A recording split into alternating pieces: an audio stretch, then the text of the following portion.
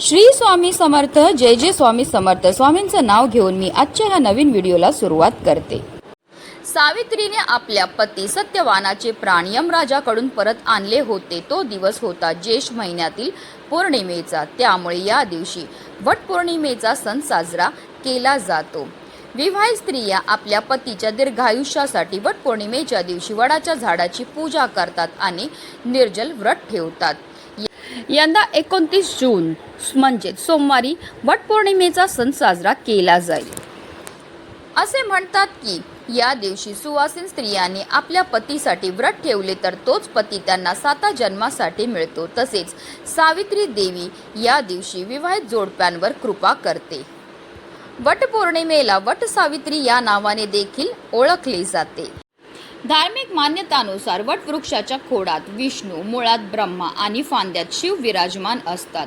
तसेच वडाच्या झाडांना बऱ्याच फांद्या आणि पारंब्या असतात. याला सावित्री मातेचे रूप मानले गेले आहे. त्यामुळे वटवृक्षाची पूजा केल्याने देवांचे आशीर्वाद लाभतात आणि आपल्याला अखंड सौभाग्याची प्राप्तीही होत असते.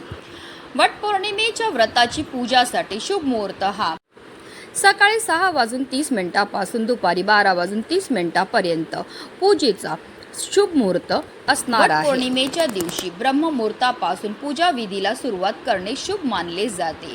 पूजेसाठी सूर्योदयापासून ते दुपारपर्यंतचा वेळ उत्तम आहे. वटपौर्णिमेच्या दिवशी आपल्याला पूजा तर करायची आहे, पण त्याचबरोबर आपल्याला काही नियमांचं पालन सुद्धा करायचं. तसेच वटपौर्णिमेच्या दिवशी गर्भवती स्त्रियांनी वडाच्या झाडाची पूजाही करायची आहे का, तसेच या दिवशी आपल्याला काय करायचं आहे काय नाही करायचं याबद्दल सविस्तर आणि अतिशय महत्त्वाची अशी माहिती मी तुम्हाला या व्हिडिओमध्ये देणार आहे. तरच आपल्याला केलेल्या वटपौर्णिमेच्या पूजेचं पुण्यफळ हे प्राप्त होणार आहे. तर व्हिडिओ पूर्ण पहा आणि जर तुम्ही माझ्या चॅनलवर नवीन असतील तर चॅनलला सबस्क्राईब करा आणि शेजारी बेल आयकॉनसुद्धा प्रेस करा, जेणेकरून तुम्हाला माझ्या नवनवीन व्हिडिओचं नोटिफिकेशन हे मिळत राहील आणि तुम्ही एक पण व्हिडिओ मिस करणार नाही. वटपौर्णिमेच्या दिवशी विवाहित स्त्रियांनी सकाळी लवकर उठावे, त्यानंतर स्नान करून देवपूजा करावी. वटपौर्णिमेच्या दिवशी वडाच्या झाडाची पूजा केली जाते. त्यामुळे वडाच्या झाडाच्या पूजेसाठी लागणारं साहित्य गोळा करावं. वडाच्या पूजेसाठी धूप, दिवा, दिव्यासाठी वात, दिव्यासाठी तेल अथवा तूप, माचीस, अगरबत्ती, हार, फुले, पूजेचे ताट, 5 फळे, सुवासिनींच्या शृंगाराचे सामान आणि वडाला बांधण्यासाठी धागा हे सामान लागेल. मुहूर्तापासून साडी नेसून आणि शृंगार करून वडाच्या झाडाची पूजा करावी. या दिवशी सकाळपासून संध्याकाळपर्यंत व्रत करावं. संध्याकाळी म्हणजेच सूर्यास्तानंतर वटपौर्णिमेचा उपवास सोडावा आणि व्रताची सांगता करावी. काही जण वटपौर्णिमेला निर्जला उपवास करतात, पण तुम्ही फळे खाऊन सुद्धा हा उपवास करू शकता. हिंदू धर्मात कोणत्याही उपवासाच्या वेळी चुकीचे कृत्य टाळली पाहिजेत. उपवास नेहमी शब्द आणि कृतीच्या शुद्धतेने पाळला पाहिजे, तरच त्याचे पूर्ण फायदे मिळतात. म्हणूनच वटपौर्णिमेच्या दिवशी वट करणाऱ्या स्त्रियाने कोणाचाही द्वेष करू नये, खोटं बोलू नये, कोणाचाही अपमान करू नये किंवा कोणाच्याही बद्दल आपल्या मनामध्ये कोणत्याही प्रकारचे वाईट भावना नसावी. दिवसभर शारीरिक आणि मानसिक शुद्धता राखावी. पूजा केल्याशिवाय आपल्याला उपवास हा सोडायचा नाही आहे. तसेच वटसावित्री व्रताच्या दिवशी तामसिक गोष्टी आपल्याला टाळायचे. तुम्ही व्रत करत असाल किंवा नाही करत असाल तरीसुद्धा तुम्हाला कोणत्याही प्रकारचे मांस, मच्छी, मटण, मदिराचे सेवन हे करायचे नाही आहे. तसेच जर वडाच्या झाडाजवळ तुम्ही तुपाचा दिवा लावणार असतील तर झाडाच्या उजव्या बाजूला तुम्हाला हा जो दिवा आहे तो लावायचा आहे. तर तुम्ही तेलाचा दिवा लावत असतील तर वडाच्या डाव्या बाजूला तुम्हाला हा दिवा जो आहे तो लावायचा आहे. हा अतिशय महत्त्वाचा नियम आहे जो प्रत्येकाने लक्षात ठेवायचा आहे. महिलांनी वडाच्या झाडाभोवती कच्चा धागा बांधून 7 वेळा प्रदक्षिणा ह्या घालायच्या. तो धागा जर उरलेला असेल तर तो तसाच तिथे ठेवायचा आहे. तो धागा तोडून आपल्या घरी आणायचं नाही आहे. ही एक चूक जी आहे ती सुद्धा आपल्याला करायची नाही आहे. तसेच या दिवशी बघा आपल्याला मोठ्यांचा आशीर्वाद घ्यायचा आहे. घरामध्ये जी मोठी मंडळी असतील तर त्यांचा आपल्याला आशीर्वाद घ्यायचा आहे. गरजूंना या दिवशी आपल्याला दानसुद्धा करायचं आहे. तुम्ही अन्न, वस्त्र याशिवाय जे काही तुम्हाला दान करता येईल ते तुम्हाला मनोभावे दान हे करायचं आहे। या दिवशी मनामध्ये कोणत्याही प्रकारचा राग द्वेष आपल्याला ठेवायचं नाही आहे। तसेच आपल्याला व्रत करताना सुद्धा काही गोष्टींचं आवर्जून पालन हे करायचे। आता जर तुम्हाला कठीण व्रत करणं शक्य नसेल तर तुम्ही अगदी उपवासामध्ये दूध फळे खाऊन सुद्धा उपवास हे करू शकतात।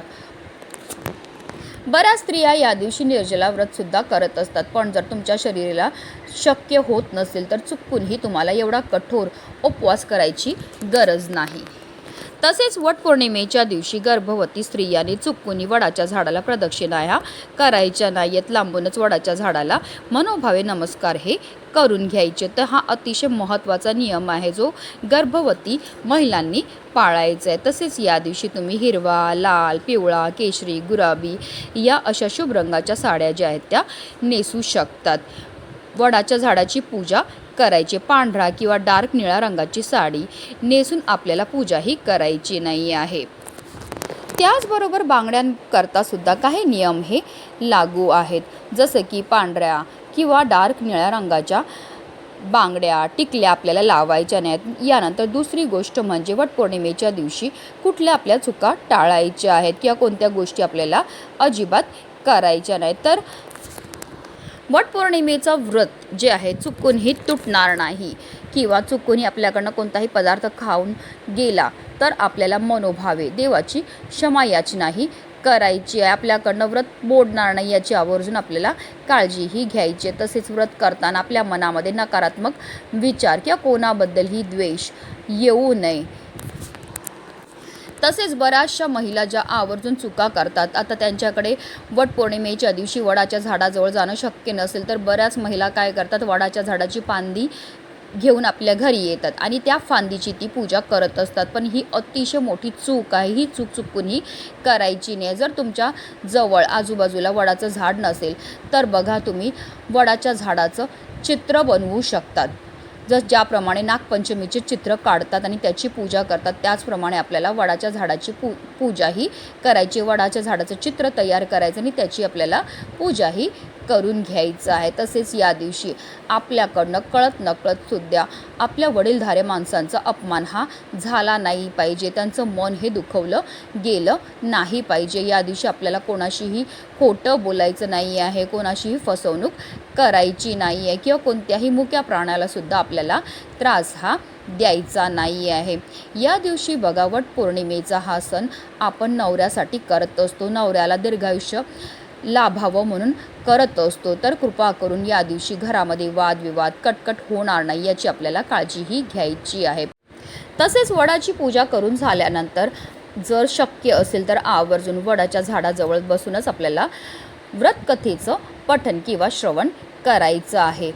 बऱ्याचदा तिथे भरपूर प्रमाणामध्ये गर्दी असते, तिथे शक्य नाही झालं तर तुम्ही अगदी घरी येऊन सुद्धा व्रतकथेचं पठण किंवा श्रवण करू शकतात। तसेच जर तुम्हाला औषधं असतील, तुम्हाला कठोर व्रत करणं शक्य नसेल तर तुम्ही दूध फळे खाऊन सुद्धा हे व्रत करू शकतात। तसेच गर्भवती महिलांनी शक्यतो उपवास करू नये।